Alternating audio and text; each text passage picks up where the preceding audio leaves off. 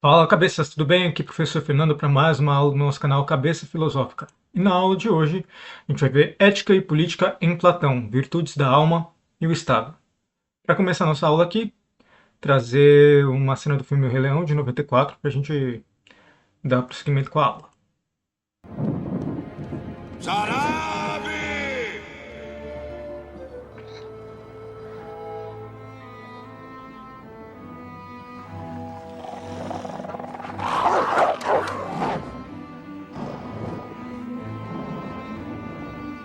Que é Scar? Cadê o seu grupo de caça? Não estão fazendo o seu trabalho. Scar, não há comida. As manadas se afastaram. Não! Vocês não observaram direito. Acabou. Já não sobrou nada.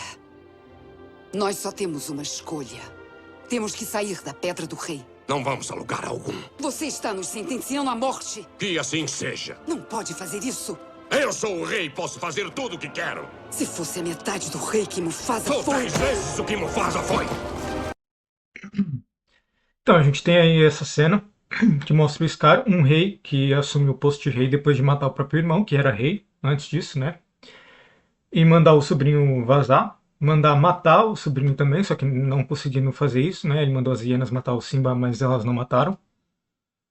E você vê ali que ele é um rei que não se importa nem um pouco com os seus ditos súditos, né? Com aqueles que vivem no entorno dele. Destemperado, porque ele acaba até agredindo a Sarabi ali. E um rei egoísta, que ele fala, eu sou o rei, posso fazer tudo o que quero, né? E a gente pode se perguntar que relação há entre ética e política. O que faz um bom governante? Há uma relação da ética e política nessa questão aí do que faz um governante ser um bom governante e como ele deve governar ou quem deve governar? É isso que a gente vai ver na aula de hoje. Só passar para o próximo slide aqui. Beleza. Falando sobre ética, mais especificamente a virtude, vou apresentar aqui duas concepções de virtude que havia na Grécia na Antiguidade. Uma, virtude como qualidade individual, como coragem e honestidade, que é uma qualidade moral. E virtude como excelência, um saber fazer, né? Que seria cumprir bem alguma função. Por exemplo, um bom sapateiro, ele sabe fazer um bom sapato.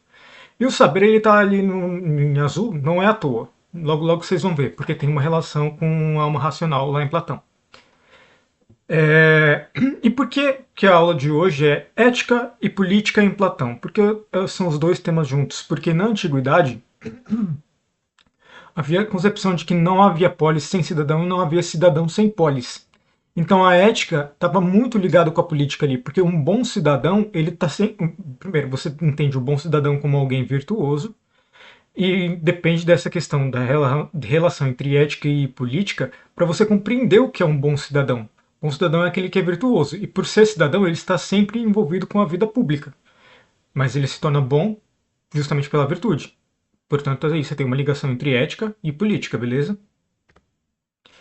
Psicologia platônica. Como eu falei na última aula, para vocês não estranharem caso eu falasse psicologia platônica, porque psicologia, separando a palavra, né? Primeira parte, psico, vem de psique, que significa alma. Logia, teoria, estudo. Então seria uma teoria da alma, né? No Platão. E para o Platão, como a gente viu na última aula, a alma é dividida em três partes. Então existem três almas para Platão.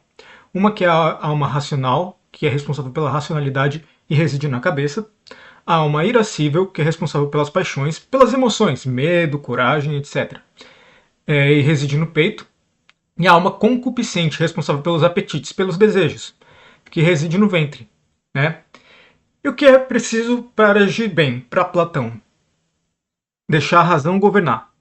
A gente tem três almas. Se as outras duas almas, a concupiscente, que é o Platão ele coloca numa metáfora, um mito que é o seguinte, uma metáfora que é a seguinte: há um cocheiro guiando dois cavalos. Um deles é loucão, um deles é difícil, que é bagunça. Que é o da alma concupiscente, que é o cavalo que representaria a alma concupiscente. O outro é um pouco mais comportado, dá para você guiar melhor. Só que ele é corruptível, então você precisa conduzir bem os dois cavalos. Que isso significaria o quê? A alma racional governando as outras duas almas.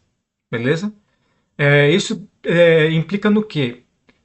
na concepção de um sujeito que tem domínio sobre si mesmo, tem autodomínio. Ele não é escravo de suas vontades, é escravo dos seus desejos, né? Ele tem autocontrole. E isso significa alguém ser governado pela razão, deixar a razão governar as outras duas almas, em Platão. Beleza, agora a gente vai ver a relação entre virtude e política. O Estado, para Platão, é um reflexo da tripartição da alma. O ser humano no seu corpo ele tem três almas, racional, irascível e concupiscente, e da mesma forma, como que espelhado, vão ter três classes na sociedade, cada uma constituindo as pessoas que têm tal e qual alma como predominante. Por exemplo, os que têm como alma racional, como alma predominante a alma racional, eles vão ser os governantes. Os que têm como alma predominante a alma irascível, esses daí vão ser os guardiões. Os que têm a alma predominante como concupiscente, eles vão ser os artesãos. O que cada um tem que fazer? Os governantes vão governar, os guardiões vão proteger a cidade, os artesãos vão produzir e suprir as necessidades materiais de todas as classes. E cada um tem a sua virtude. Qual que é a virtude do artesão? É a moderação, temperança. Que é o quê? Evitar tanto o excesso quanto a falta. É um comedimento. Por exemplo, ele não pode querer ser muito rico, porque aí ele vai ficar negligente, vai pensar que se lasque a coletividade, eu quero mais é para mim. Mas também não pode não viver tipo num voto de pobreza, né? Viver numa situação de miséria, porque ele não vai conseguir produzir nada. O guardião ele tem que ter coragem, porque imagina, você vai precisar de alguém para proteger a sua cidade. Se for cagão, vai fugir. Então tem que ter coragem. E o governante ele tem como virtude a sabedoria. Por quê? E de novo, como eu falei no slide anterior, quem deve governar as ações é a razão, não é a alma irascível ou a alma concupiscente, é a alma racional que deve governar a ação para ela ser uma boa ação. Por que isso é importante? Porque a alma racional é que tem acesso ao mundo das ideias. E é lá que está a ideia de justiça e a ideia de bem.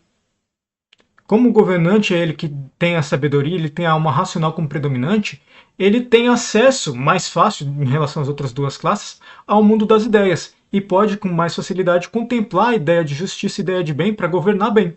Beleza? Para Platão, por que vivemos em sociedade? Porque não somos autossuficientes, a gente não se basta.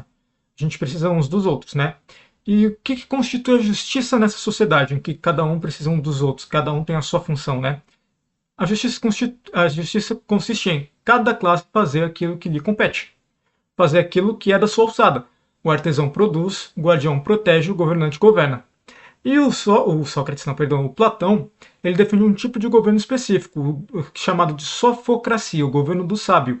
Por quê? Pela razão que eu acabei de falar, que o sábio, o filósofo, o rei filósofo, né, ele vai ter a possibilidade de acessar a ideia de justiça, a ideia de bem, e agir justamente. E assim, por que a justiça é cada classe fazer aquilo que lhe compete? Porque, primeiro, o governante governando com justiça, ele vai fazer com que a sociedade se torne justa também. Mas as outras duas classes, cada um individualmente, deixando a razão guiar suas próprias condutas e cada um fazendo aquilo que tem que fazer, a sociedade vai viver numa relação harmoniosa, justa e vai alcançar felicidade. E vamos para formas de governo, né? Para o último slide aqui. A gente tem aqui formas de governo de acordo com quantidade e qualidade. Para a quantidade de um governante só, na qualidade justa a gente tem a monarquia. Na qualidade corrompida temos a tirania. Para a quantidade de poucos, na qualidade justa temos a aristocracia. E na qualidade corrompida, a oligarquia. E na quantidade de muitos, da maioria, na qualidade justa, a gente tem a politeia, na qualidade corrompida, a demagogia. Mas em que consiste a forma justa e a forma corrompida de sociedade? A forma justa é aquela que o governante governa pensando no bem comum, no todo, não em si próprio. A corrompida é justamente quando o governante pensa em si próprio, nos próprios interesses, tal qual o Scar no início da aula. O Scar ele diz, eu sou o rei, eu posso fazer o que eu quiser. E ele não estava pouco se lixando aí para a condição em que todo mundo estava. Porque ele falou, a Sarabi falou, a manada debandou, não há mais comida. Ele, você não procurou direito. Ele não tá nem aí pro bem comum. Ele não tá nem aí pros outros leões e pras hienas ali. E ele acha que ele deve fazer o que ele quer.